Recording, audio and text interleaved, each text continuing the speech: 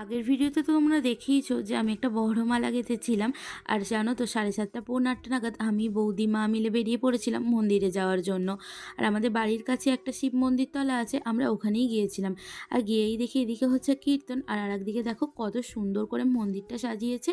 আর জানো তো আমি একটা কথা না মন থেকে ভীষণভাবে বিশ্বাস করি, তুমি যদি ভক্তি ভরে ভগবানকে ডাকতে পারো তাহলে ভগবান ঠিক ভক্তের ডাকে সাড়া দেবেই দেবে।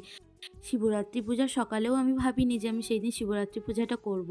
কারণ আমি দুপুর পর্যন্ত না খেয়েছিলাম, কারণ আমাদের বাড়িতেও একটা শিব ঠাকুর আছে, আমি তাকে পুজো দেবো বলি না খেয়েছিলাম। তো তারপর কি মনে হলো জানি না, যে ভাবলাম যে দুপুর পর্যন্ত যখন না খেয়ে থাকতে পেরেছি তাহলে সারা দিনটাই পারবো। দিয়ে তো মাকে গিয়ে বললাম যে মা আমার মন চাইছে যে আমি শিবরাত্রি পূজাটা করি। তো মা বললো ঠিক আছে, যখন মন চাইছে তো করেই ফেলতে। অ্যাট লাস্ট করেই ফেললাম, হয়তো এটা ভগবানের ইচ্ছা, ভগবান হয়তো চেয়েছেন আমার হাতে পুজো নিতে।